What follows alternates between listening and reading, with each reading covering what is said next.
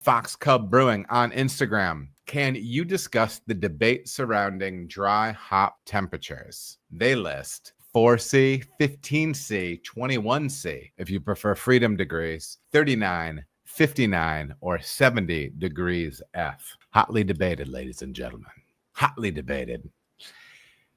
You know, the funny thing is I remember reading the new IPA by Scott Janish. I'm looking at it lovingly over on the bookshelf over there. Scott, get on the pod, baby. Let's do this podcast. Let's do this thing. I love that book. I love it for even the form that it's in. It's probably one of the most educational brewing books that I own because you can get the information efficiently. At the end of every chapter, there is a breakdown of factoids where you can dig in on it. So like you can kind of just skim through the entire book and go to specific. It's like a reference.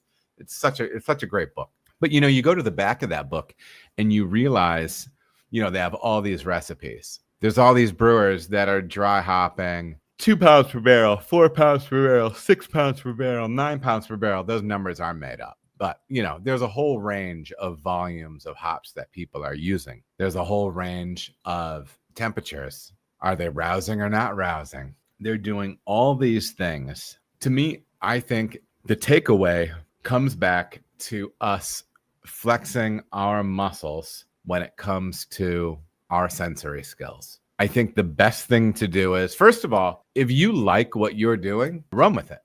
I understand experimenting, though, as well. And there's all sorts of things to consider when we're talking about dry hopping.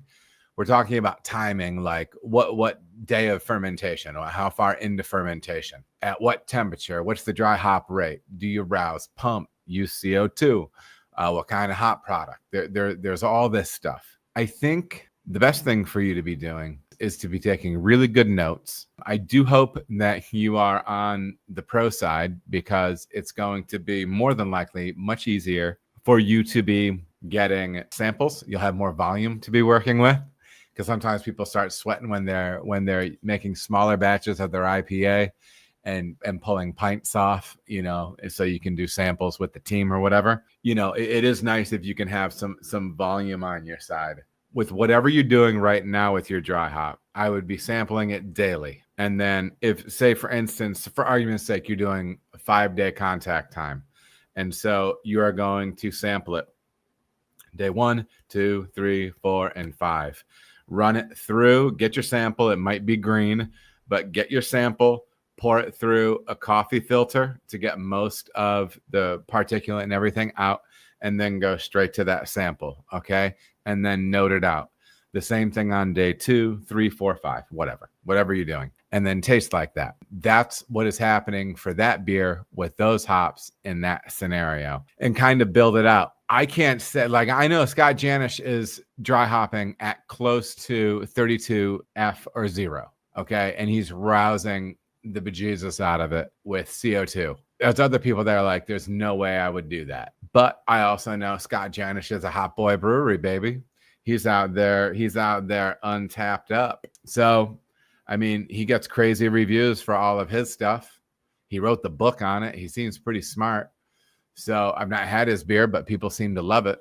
But, you know, then there's other people that are dry hopping at higher temps. That would be me discussing the debate. In my estimation, you need to solve it yourself or find what you like the best by actually putting pen to paper, or you have your own spreadsheet if pen to paper is too old school. That would be my take on it. You just got to grind it out and kind of figure out what works for you, but test daily. That would be my answer. Fox Cub Brewing.